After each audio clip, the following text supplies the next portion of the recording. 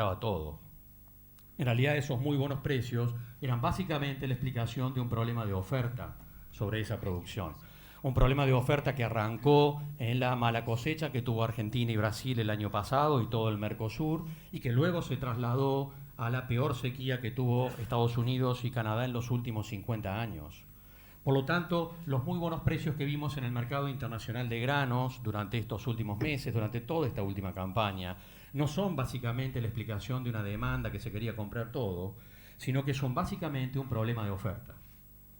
El tema es que los muy buenos precios que hemos visto en el mercado internacional han generado un aliento básicamente en el hemisferio norte en términos de producción y han generado una intención de siembra que ciertamente es muy importante. Y esta es la visión en perspectiva que existe sobre la campaña 2013-2014, que está mostrando un proceso de recuperación de la oferta. Ahora, si yo estoy pensando en un proceso de recuperación de la oferta con una demanda internacional que no está de fiesta, la lectura probable es una recomposición de los niveles de stock y alguna descompresión en los niveles de precio. Este, por supuesto, es un planteo que alguien puede pensar como pesimista. Ahora, yo quisiera frente a esto pensar en alguna hipótesis. Porque por un momento pensemos que alguien dirá, bueno, pero si esto es así, entonces los precios hasta dónde pueden llegar. Bueno, un congreso que se hizo en Washington hace 2 meses, donde estuvieron los principales referentes del mercado internacional de granos y por supuesto donde hubo algunos pronósticos sobre los precios de los granos, planteó, por ejemplo, que en esta próxima campaña la soja que vimos en Chicago entre $550 y 530 podría estar en $380. Si alguien piensa en esa cifra, es casi caótica, ¿puede ser? Un precio de la soja en Chicago en semejante nivel sería una situación muy delicada para nuestros productores agropecuarios y para la Argentina en particular. Eso no tiene por qué ocurrir, pero en realidad pensemos que esta recuperación productiva que está planteada acá obviamente es una hipótesis que está suponiendo que no hay una cuestión climática o que no hay un accidente climático. Pensemos que Chicago estas últimas semanas ha estado especulando con ese problema porque la siembra de soja, la siembra de maíz ha estado atrasada particularmente y eso ha generado tensiones sobre la expectativa que puede tener el mercado en los próximos meses. Pero si no hubiera ciertamente un problema, un accidente en términos productivos, la recuperación productiva estaría situando al mercado internacional de granos en un escenario de descompresión durante los próximos meses y mirando a los primeros meses del 2014. Ahora, alguno de ustedes habrá hecho algún número a lo mejor, si está vinculado al sector agropecuario, y dirá, si la soja llega a estar en $380 en Chicago, los productores brasileños del Mato Grosso ni van a sembrar. Así que en realidad con esos precios tiene que haber un rebote inevitablemente. Bueno, hay muchos elementos a mirar, por supuesto, muchos factores a considerar en este proceso. Ahora, yo los quisiera invitar a que hagamos una serie de supuestos. Porque frente a esto que está planteado acá, supongamos por un momento que en realidad los precios en Chicago, en esta próxima campaña, se mantuvieran estables, es decir, se mantuvieran en el mismo nivel que hemos visto en el último año. Lo cual, frente a la hipótesis que hemos estado planteando de una economía mundial que no está de fiesta, y la visión de una recuperación productiva, decir que los precios en Chicago a lo largo del próximo año pudieran mantenerse estables en relación a este año, yo diría sería casi una visión optimista. Ahora, supongamos por un momento que eso fuera lo que va a ocurrir, que tendríamos el próximo año los mismos precios en Chicago medidos en dólares. La pregunta es qué va a pasar con los costos de producción en la Argentina. En realidad hemos charlado a lo largo de esta tarde en el debate también la visión de la inflación en el país y el proceso de los costos de producción, pero nuestra hipótesis es que la inflación en la Argentina este año puede situarse entre el 25 y el 30% y que frente a ese contexto, en realidad obviamente que hay un proceso de aumento de los costos de producción y separemos además uno de esos costos de producción que es el tema de los combustibles, donde en realidad la posición del gobierno frente al interés de recomponer los márgenes de rentabilidad de YPF plantea una recomposición en el precio de los combustibles que podría estar también entre el 25 y el 30%. Si uno piensa en ese combo de cosas, pensemos, precios estables en Chicago medidos en dólares, aumento de los costos de producción y aumento de los fletes en términos terrestres para la mayor parte de los granos. Cuando yo miro ese combo pensado hacia la próxima campaña, evalúo una cuestión, la de decir qué va a pasar con el margen de rentabilidad de los productores agrícolas que trabajan sobre campos alquilados, particularmente los que trabajan sobre campos alquilados. Pensemos que en realidad la producción sobre campos alquilados en la Argentina se ubica entre el 60 y el 70% de los campos. de tal manera que hablar de eso es un tema central.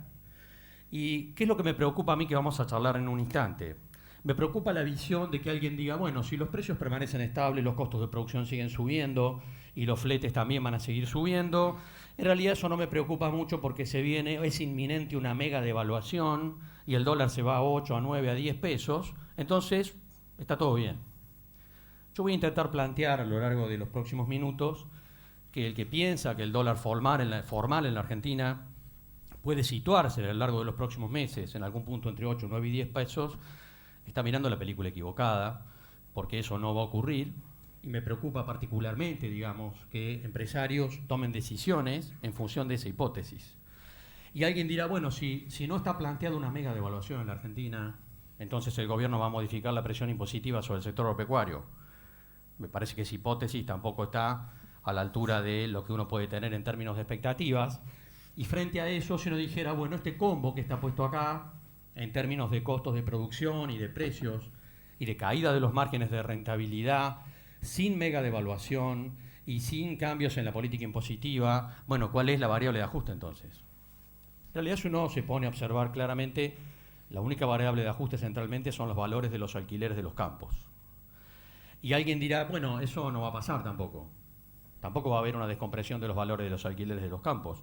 Bueno, ese es un tema debatible, depende de la región en la que estemos mirando, lo que está pasando particularmente en estos momentos, en términos de la recomposición de los alquileres y la cuestión de los contratos. Pero pensemos que hace poco más de 20 días, un grupo tan importante como el Tejar anunció que no va a alquilar ni una sola hectárea en la próxima campaña en Argentina. Y uno diría, ¿por qué el Tejar está diciendo eso? Bueno, porque está viendo la película que estamos discutiendo acá. Está viendo un proceso claramente de descompresión muy fuerte de los márgenes de rentabilidad y de aumento muy fuerte en términos de los riesgos. Yo quisiera retomar esto en un rato cuando hablemos del tipo de cambio y cuando hablemos del tema inflacionario también, para evaluar qué tan razonable es lo que estamos discutiendo acá. Pero nosotros creemos que acá hay una luz amarilla importante para el sector agropecuario argentino, para los productores agrícolas particularmente, y un tema que debe ser mirado con mucha atención desde las economías desde los distintos sectores productivos en la provincia de Santa Fe.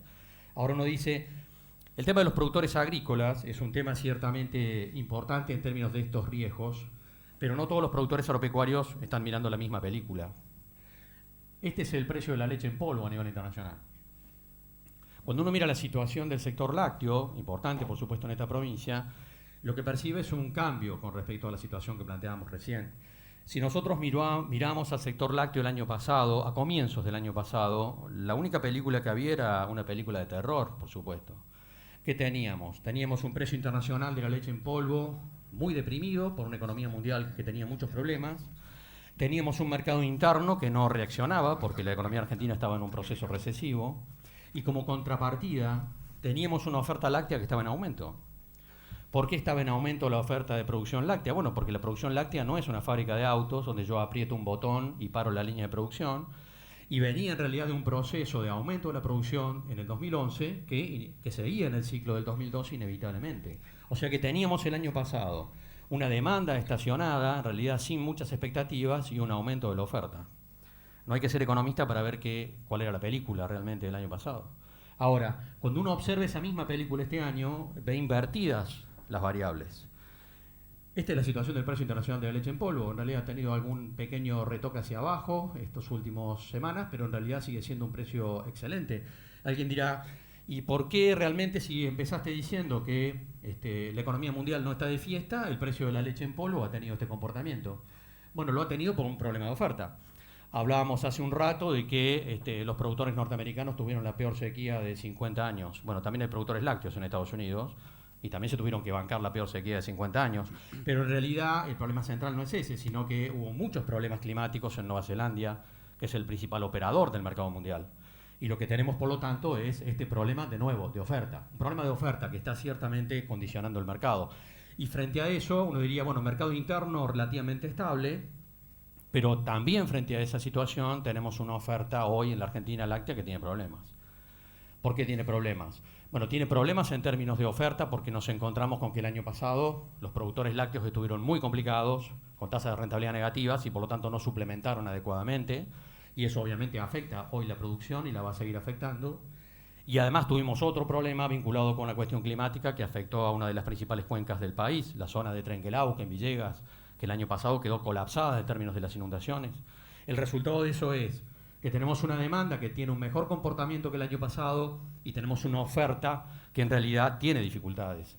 Esa realidad es la que explica que un productor de la cuenca de Villa María, o un productor en Esperanza, o un productor en Rafaela, en realidad que cobraba $1,60 hace 3 o 4 meses, hoy está arriba de los 2 pesos. Ese proceso es el que está explicado en este comportamiento, por eso decimos el sector agropecuario obviamente no es una sola cosa, y tiene diversidades en términos de cada sector productivo. Alguno de ustedes dirá, bueno, ¿eso implica que los productores lácteos están de fiesta? No, por supuesto que no están de fiesta, simplemente están en una situación que apunta a ser un poco mejor que la muy delicada situación que vivieron el año pasado. Ahora, el tema es hablar de competitividad frente a esto, y yo quisiera concentrarme en este gráfico. Porque cuando hablamos de competitividad en la Argentina siempre terminamos hablando del dólar. Y por lo tanto yo quisiera que miremos este gráfico con atención para debatir en torno a él y otros gráficos que vamos a mirar en un instante en términos de esta misma situación. Lo que tenemos aquí es el tipo de cambio real bilateral. Este gráfico no lo hice yo, es de Orlando Ferreres, un consultor de Buenos Aires, porque en realidad pensemos que para armar este gráfico hay que tener una visión de la inflación. Si yo hiciera este gráfico con los índices del INDEC me daría un valor distinto de los que están puestos hoy acá.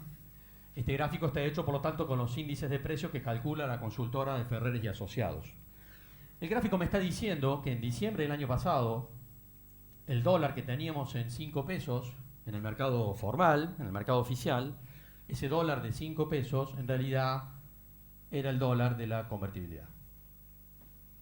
Este gráfico, por supuesto, depende de quién lo está haciendo y qué índice de precio está sumando para hacer el cálculo, puede dar que el dólar que tenemos hoy es el de la convertibilidad, o está un poco más arriba o está un poco más abajo. Pero digamos que vamos a ubicarnos en esta visión general. Hoy tenemos el dólar de la convertibilidad, más o menos el dólar de la convertibilidad, porque un dólar a 5 pesos en diciembre compraba en el supermercado más o menos las mismas cosas que compraba un dólar de 1 peso en diciembre del 2001.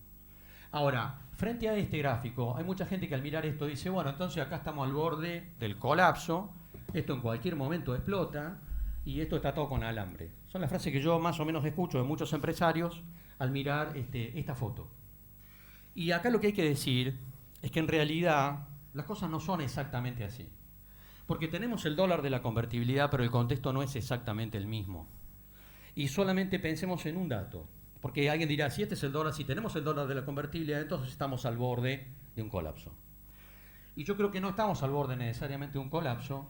Y para mirar esa comparación, digamos esto. En diciembre del 2001, la soja en Chicago valía $160, no 540 como esta semana.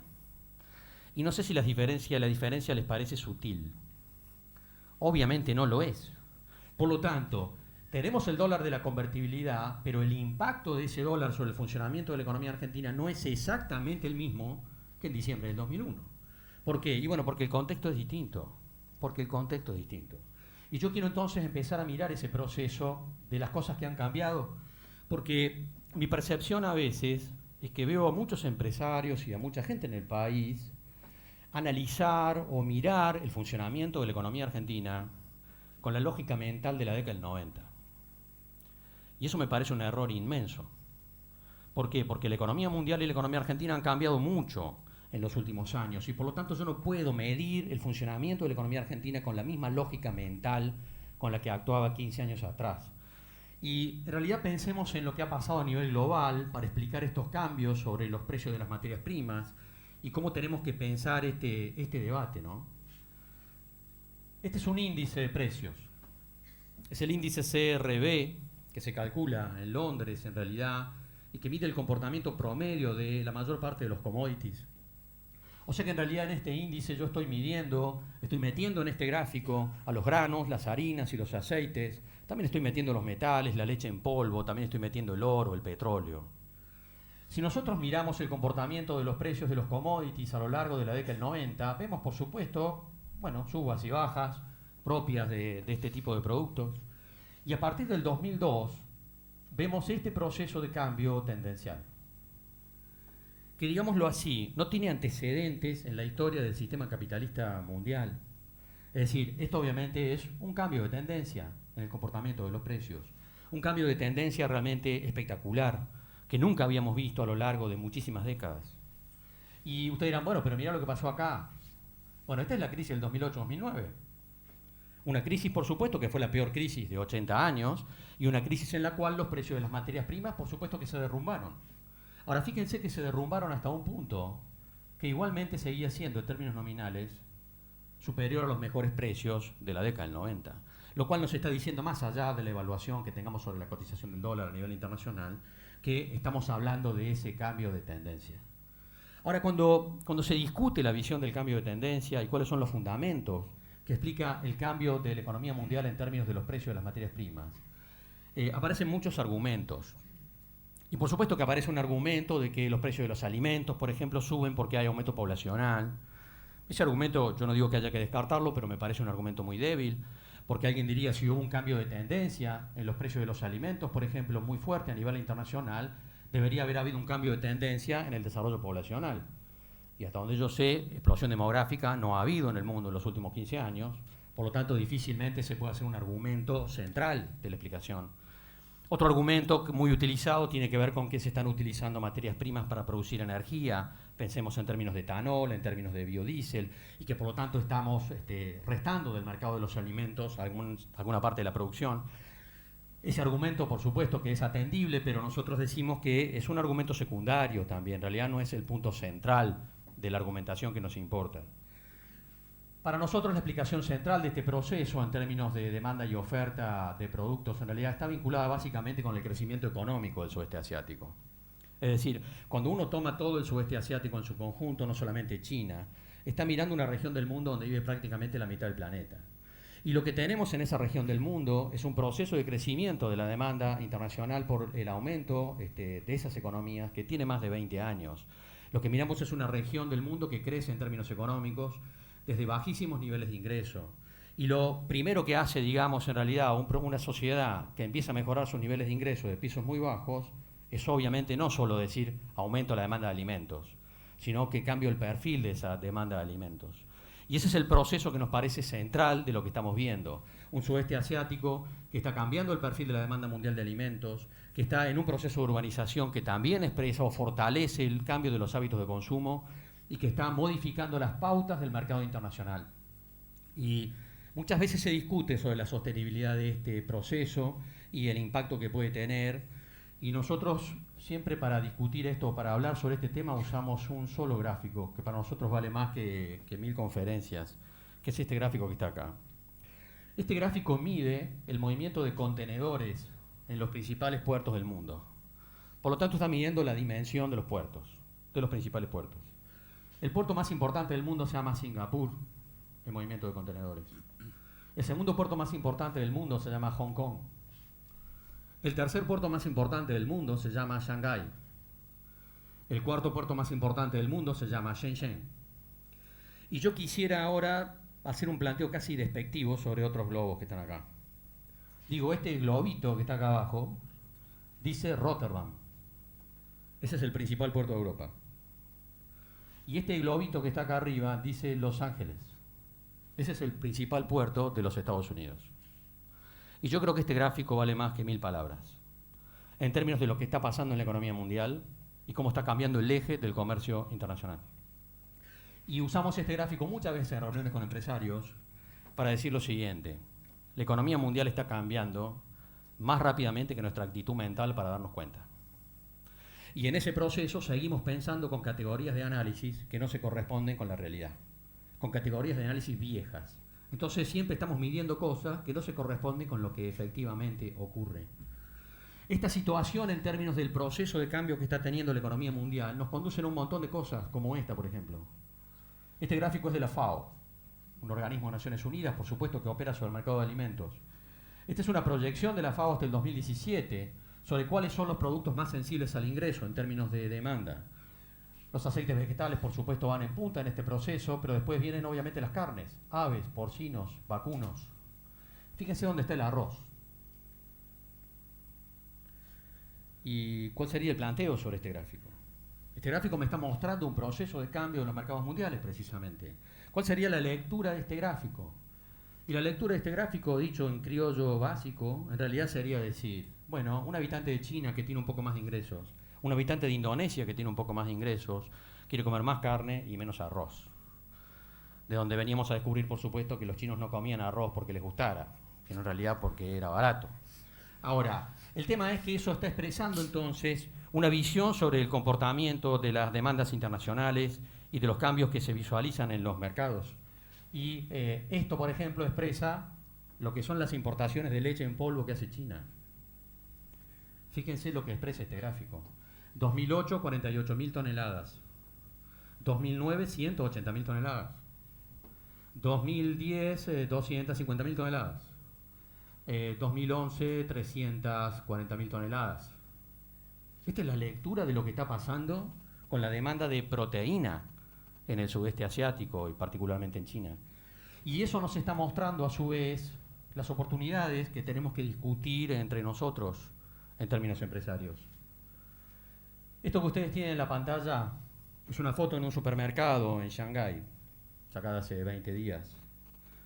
Los productos que están puestos acá parecen leche en polvo. Parecen. En realidad, si ustedes abren esos productos y le ponen agua para diluirlos, van a encontrar un gusto distinto que el de la leche en polvo. En realidad, una parte de esos productos que están ahí son una mezcla de leche en polvo y harina de soja, que tiene que ver con lo que es la particularidad de la demanda china sobre productos lácteos, que no está básicamente basada en productos puros, sino en productos que están combinados.